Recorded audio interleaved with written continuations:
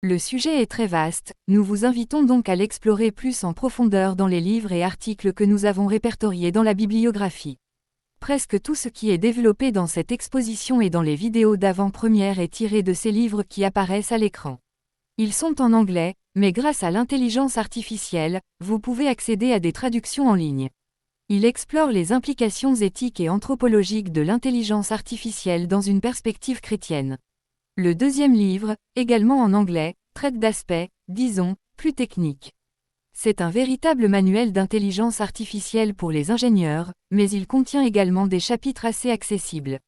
Dans les vidéos que nous avons publiées, nous avons déjà expliqué ce qu'est l'intelligence artificielle et fourni un bref historique de son développement. Et donc brièvement, depuis que le terme intelligence artificielle a commencé à être envisagé en 1954, et nous sommes en 2025. Donc, même pas 75 ans d'histoire et vous avez vu les grandes avancées dans ce domaine. Nous avons également vu comment cela fonctionne et les principaux algorithmes qui ont été utilisés non seulement pour le former, mais aussi pour l'améliorer. Nous développons également des modes d'apprentissage, à la fois machine learning et deep learning. Comme je l'ai dit, ces vidéos sont accessibles via le lien vers la plateforme. La grande révolution de l'intelligence artificielle a eu lieu en 2010. Pourquoi 2010 et pas avant ? Parce qu'à cette époque, les ordinateurs disposent de processeurs plus puissants que les processeurs CPU, utilisés par les ordinateurs normaux, ils passent au processeur GPU-TPU. Le processeur, pour le dire simplement, est ce qui fait fonctionner l'ordinateur. Un autre facteur dans l'évolution de l'IA a été le grand volume de données sur Internet. Grâce à ces données, les ordinateurs, ou plutôt l'intelligence artificielle, le gros ordinateur qui représente l'intelligence artificielle, ont pu s'entraîner. C'est le verbe qu'ils utilisent comme synonyme d'apprendre. Pour former l'intelligence artificielle et, bien sûr, l'améliorer, nous utilisons des formes d'apprentissage humain, comme nous l'avons vu dans la deuxième vidéo. Vous apprenez en lisant et en résolvant des problèmes. Disons qu'ils ont extrapolé la façon dont les humains apprennent aux machines, comme vous l'avez vu dans les vidéos que nous avons publiées. Et, bien sûr, il a évolué grâce au progrès de l'algorithme, grâce au progrès de la formule mathématique, qui aide l'ordinateur à apprendre et à s'améliorer. Il existe de nombreuses applications ou programmes d'intelligence artificielle, ceux qui apparaissent à l'écran sont appelés chats, c'est-à-dire des applications avec lesquelles vous pouvez interagir pour résoudre différents problèmes ou différentes tâches, telles que la traduction de texte, la génération de contenu, les résumés de livres, c'est pourquoi on l'appelle intelligence générative car il crée ou génère du contenu. Il est le meilleur professeur pour l'auto-formation. Toutes ces applications d'intelligence artificielle sont en fait des centres de données, des bâtiments entiers remplis d'ordinateurs à processeurs. Les centres de données sont un ensemble de bâtiments remplis de plusieurs serveurs, ordinateurs reliés entre eux. Les centres de données de Google ou d'OpenAI, la société qui a développé GPT-Chat, sont généralement des bâtiments différents. Plein de ces machines. Comme nous l'avons dit, l'IA ne simule pas seulement l'apprentissage humain, l'intelligence artificielle simule également la structure de notre cerveau. Qu'est-ce que cela signifie ? Les ingénieurs ont créé des réseaux neuronaux artificiels. On les appelle ainsi parce que les informaticiens se sont inspirés des neurones du cerveau humain pour les faire fonctionner. Dans le cerveau, chaque neurone reçoit des signaux d'autres neurones et décide d'activer une réponse ou non. La redoutable maladie d'Alzheimer est une défaillance de ces connexions. Les neurones ont l'information, mais ils ne sont pas connectés les uns aux autres, et c'est pourquoi nous oublions l'information qui est dans chaque neurone, mais qui n'est pas connectée les unes aux autres. La programmation de l'IA a imité cette opération dans un réseau neuronal artificiel. Chaque neurone est un calcul mathématique qui transforme des formules pour fournir de nouvelles données. Et là vient la question. L'IA peut-elle penser ? Pour l'instant, l'IA ne pense pas, et je dis aujourd'hui car elle peut éventuellement se développer, mais aujourd'hui elle ne pense pas comme un humain. Traiter les données et les modèles de manière avancée. La puissance de l'intelligence artificielle réside dans sa capacité à accéder à de vastes quantités d'informations et à créer des relations beaucoup plus rapidement et plus efficacement que l'esprit humain. Même les modèles les plus sophistiqués n'ont pas développé d'émotions, de sentiments ou de conscience, ils génèrent simplement des réponses basées sur des probabilités mathématiques. Bien que beaucoup de ces opérations puissent simuler des processus que nous pourrions appeler conscience humaine, comme la prise de décision basée sur des données, même en tenant compte des conséquences, elles ne sont pas comparables à la conscience humaine, dans les processus de laquelle intervient également la sensibilité. Par exemple, il peut créer une liste d'avantages et d'inconvénients qui aident à prendre une décision, mais il n'est pas programmé pour effectuer ce que nous appellerions le discernement, c'est-à-dire prenons en considération les mouvements ou les mouvements de l'âme avec lesquels Dieu parle également à la personne. Aujourd'hui, les décisions sont uniquement envisagées d'un point de vue logico-mathématique. Vous pouvez écrire une belle prière pour un jour spécial en vous basant sur certaines directives fournies. Hier, j'ai présenté un texte de Maria Eugenia qui parle de Saint Joseph et j'ai demandé à ChatGPT s'il pouvait me faire une prière d'intercession basée sur ce texte de Maria Eugenia. Il a fait une belle prière. Une simple élaboration linguistique, pas ce que nous pourrions appeler une relation avec Dieu. On ne peut pas appeler ça une prière, bien sûr que non. L'intelligence artificielle d'aujourd'hui ne reconnaît pas Dieu comme un vous et la prière comme un dialogue avec Dieu. Cela ne signifie pas que le texte généré par l'intelligence artificielle ne peut pas nous aider à établir une relation avec Dieu, il génère des choses qui aident les humains à prier. Certains chercheurs pensent qu'à l'avenir, la troisième colonne du graphique affiché à l'écran pourrait être développée, une intelligence artificielle forte ou générale, capable de raisonner et de prendre des décisions sans question, notamment celles posées par un utilisateur humain. Mais elle ne peut toujours pas penser par elle-même, elle ne peut pas raisonner et prendre des décisions par elle-même. Vous avez besoin d'un humain pour vous poser des questions intelligentes. Par exemple, en médecine aujourd'hui, en raison de la grande quantité de données médicales à l'échelle mondiale, les médecins utilisent beaucoup l'intelligence artificielle pour établir des diagnostics.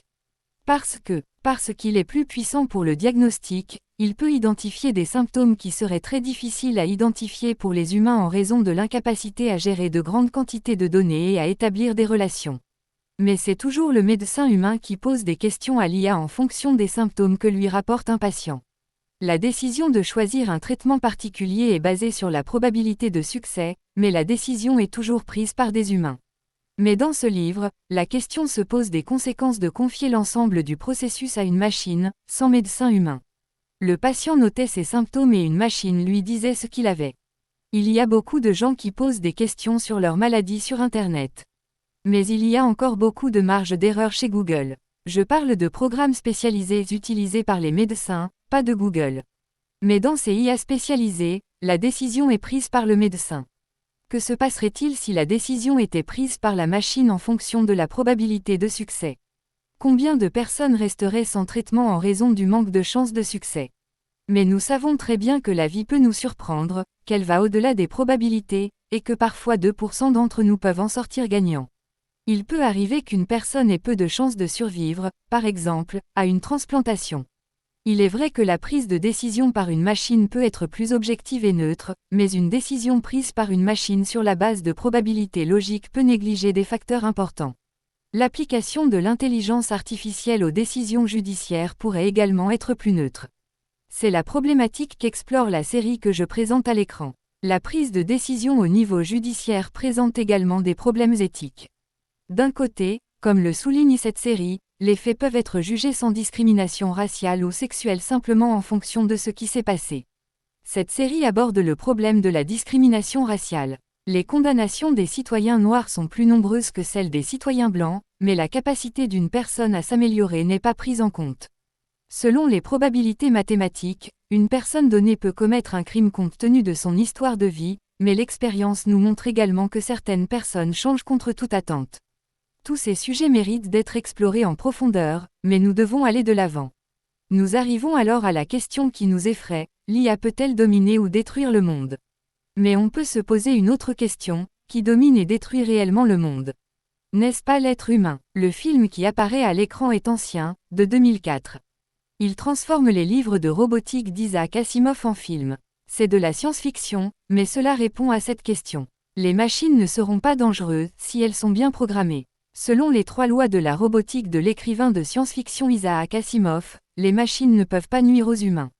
Mais d'un autre côté, s'ils doivent protéger la vie humaine, ils peuvent arriver à la conclusion logique que les êtres humains sont un danger pour les êtres humains et pour les protéger, ils doivent leur retirer leur liberté, car la liberté est ce qui nuit aux êtres humains et au monde.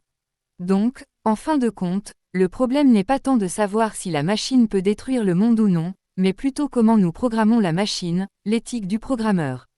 Dieu nous fait à son image et à sa ressemblance, un Dieu d'amour. Nous, êtres humains, créons une intelligence artificielle à notre image. qui programme l'ordinateur. Mais soyons rassurés, si je demande au ChatGPT comment je peux organiser une attaque dans ma ville, l'intelligence artificielle me dira « Je ne peux pas répondre à cette question ». Donc c'est bien planifié, il n'y a rien à craindre.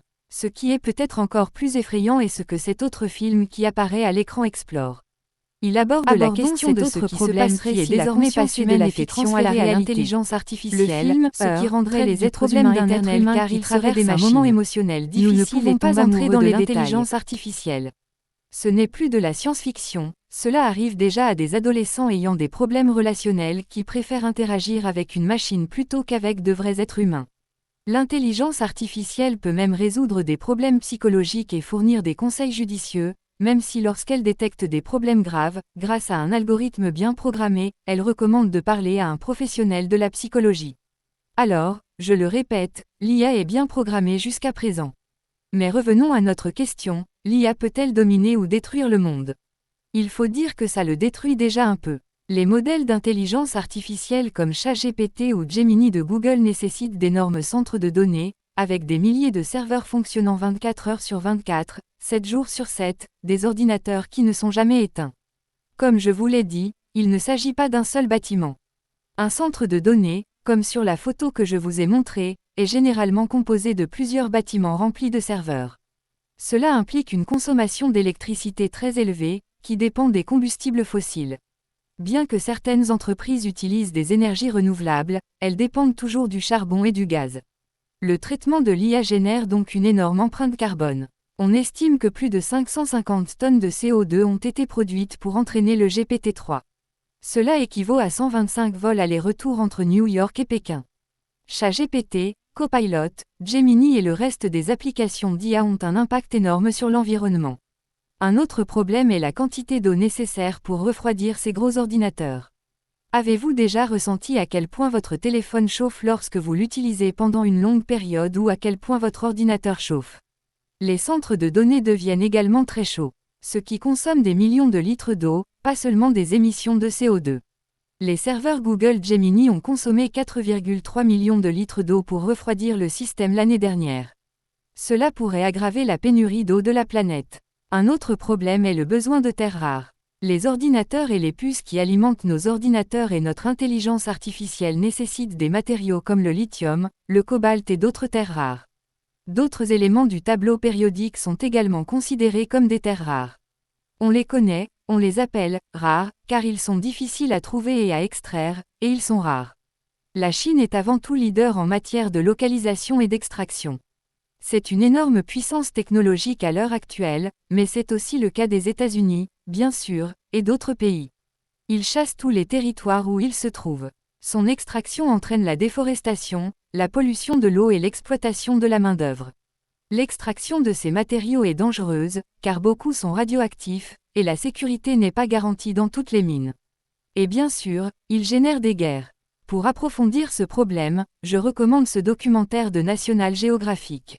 Malgré ces problèmes, l'IA restera très probablement un outil contrôlé par l'homme, dépendant de notre éthique, même si elle aura un impact croissant sur l'économie, l'éducation, le travail, la médecine, mais elle dépendra toujours de qui la programme, de celui qui le supervise.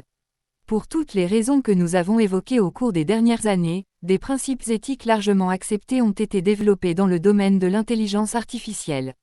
Plus précisément, ils visent à garantir la transparence, l'équité, la confidentialité, la non-discrimination et la sécurité. En 2019, l'OCDE a présenté ces principes pour un cadre juridique en Europe. L'Union européenne élabore également actuellement une charte sur l'éthique de l'intelligence artificielle. Il y a quelques mois, il y a eu une conférence ici à Paris. Le but était justement de légaliser ce monde qui n'a pas de frontières. Il ne fait aucun doute que l'intelligence artificielle soulève divers dilemmes éthiques qui font encore débat. Entre autres, les inégalités et les biais algorithmiques. La formule mathématique dépend beaucoup de celui qui la programme, et il ne fait aucun doute qu'il s'agit d'ingénieurs issus du monde développé. La confidentialité et le contrôle des données, comme l'utilisation massive d'informations personnelles, continuent de susciter des inquiétudes en matière de sécurité et de consentement. L'impact sur l'emploi est majeur, des emplois sont perdus, même s'il est vrai que d'autres sont créés. Mais le dilemme fondamental est peut-être celui que nous avons souligné, la question de savoir dans quelle mesure elle prendra des décisions de manière autonome. Un autre dilemme est celui de la propriété intellectuelle. L'IA peut utiliser des données protégées sans consentement, ce qui soulève des problèmes juridiques et éthiques concernant le droit d'auteur. De plus, la génération automatisée de contenu peut soulever des problèmes de plagiat et d'attribution, ce qui rend difficile l'identification des véritables auteurs. On dit que 40% du contenu circulant actuellement sur Internet est généré par l'intelligence artificielle. Bien sûr, grâce à la collaboration humaine, mais on se demande s'il s'agit d'une coécriture entre un auteur humain et une intelligence artificielle. La même chose se produit dans le domaine du développement de logiciels. Le code généré pour créer des logiciels, programmes, soulève également des questions sur les licences et la responsabilité d'utilisation. Il y a sans aucun doute un débat ouvert sur lequel le pape François s'est également exprimé. Notre pontife propose une réflexion profonde sur l'impact de l'intelligence artificielle sur l'humanité et souligne la nécessité d'une approche éthique et sage de son développement et de son utilisation. L'intelligence artificielle n'est pas sage, la sagesse est inhérente aux êtres humains, elle doit être mise au service de l'être humain, en équilibrant ses capacités et ses faiblesses. Dans son message au sommet de l'IA qui se tient en France, François renforce ce point de vue en affirmant que si les algorithmes peuvent être utilisés pour tromper, le cœur humain, compris comme le siège des sentiments les plus intimes et les plus vrais, ne peut être trompé. Il souligne ici la nécessité d'éduquer les consciences et de former la sagesse. L'authenticité de l'être humain face à la possibilité de manipulation technique. Mais le pape François insiste sur le fait que l'intelligence artificielle doit être au service des êtres humains, et non l'inverse. Seule la sagesse, la responsabilité et l'ouverture aux autres permettront de guider ces outils vers un avenir où technologie et éthique iront de pair. Et là, cela rejoint la proposition de la pédagogie de l'Assomption. La pédagogie de l'Assomption, inspirée de la vie et de l'œuvre de Maria Eugenia, favorise le développement intégral de la personne qui englobe cette sagesse du cœur exposée par le pape François. Ce que nous pourrions assimiler à la formation du caractère dans les enseignements de nos fondateurs. Suivant la logique de Mère Maria Eugenia, nous devons nous éduquer pour pouvoir ensuite contribuer à l'éducation de nos élèves. Sous quels aspects? Le premier d'entre eux, le sens critique. Dans ce processus éducatif, il faut souligner l'importance de développer un sens critique et réflexif, à travers lequel chacun est habilité à discerner ses décisions et ses actions dans le contexte des vertus humaines et chrétiennes, bien entendu. Pour ce faire, il est nécessaire d'apprendre à se tourner vers des sources d'éducation et d'information, ce qui implique de lire et de réfléchir à ce que l'on lit. Personnellement, j'aurais pu prendre le livre que je viens de vous présenter, le mettre dans l'intelligence artificielle et dire « Donnez-moi un résumé ». Mais cela ne m'aurait pas donné l'occasion de réfléchir en lisant. Une lecture tranquille permet de réfléchir aux implications de tout cela pour notre mission éducative à Asunción. De cette façon, nous nous entraînons à la pensée critique et réflexive. Il faut craindre les générations qui ne lisent pas, qui n'ont pas d'éléments avec lesquels comparer, discerner, réfléchir, sur ce qui se passe, ce qui se formule, ce qui se pense. Nous devons encourager la lecture. Lire, c'est meubler notre esprit, lui fournir du contenu et des critères. Tout cela est nécessaire pour comparer les informations que nous trouvons lorsque nous utilisons l'IA, pour distinguer le contenu vrai du faux et pour former nos propres critères et opinions, et non ce que l'algorithme nous dit. Savoir également orienter la rédaction du contenu avec les questions les plus appropriées. Les différents chats GPT ne fonctionnent pas si je ne pose pas les bonnes questions, et pour poser une bonne question, Socrate le savait bien lorsqu'il proposait la maïeutique. J'ai besoin d'avoir un esprit critique pour formuler de bonnes questions. Les cadres juridiques en cours de définition ne pourront guère fixer de limites à cette réalité. Il évolue très vite et crée chaque jour de nouveaux défis. Ainsi, bien que les lois soient nécessaires, elles peuvent être désobéies. Il est nécessaire de former les consciences, d'éduquer aux critères éthiques, de cultiver les vertus naturelles, la droiture, la sincérité et la simplicité, affirme Maria Eugenia. Ces qualités humaines, fondamentales lorsqu'elles sont enrichies par la grâce, l'action de Dieu, deviennent des outils fondamentaux pour transformer l'individu et la société. Et bien sûr, la créativité. Ce que l'intelligence artificielle ne peut pas faire aujourd'hui, c'est créer à partir de zéro. Cela reste quelque chose qui correspond à l'être humain créé à l'image de Dieu. La créativité comme don divin est promue non seulement comme une expérience, une expression individuelle, mais aussi comme une force qui doit être mise au service du travail collaboratif. Favoriser une communauté qui co-crée et se renforce ensemble dans la poursuite de la vérité, de la beauté et de la bonté. De tout ce qui a été dit, nous pouvons déduire les conseils pratiques suivants pour utiliser l'IA. 1. Vérifiez toujours les informations générées par l'IA, car elles peuvent contenir des erreurs. 2. Protégez la confidentialité et évitez de partager des données sensibles. 3. Utilisez l'IA comme un complément, et non comme un substitut à la pensée critique, et ne vous fiez pas aux conseils. 4. Familiarisez-vous avec les politiques éthiques relatives à l'utilisation de l'IA dans l'environnement du travail social. Merci beaucoup. J'aimerais que nous continuions vraiment à considérer l'IA comme un bon outil, mais que nous l'utilisions avec prudence.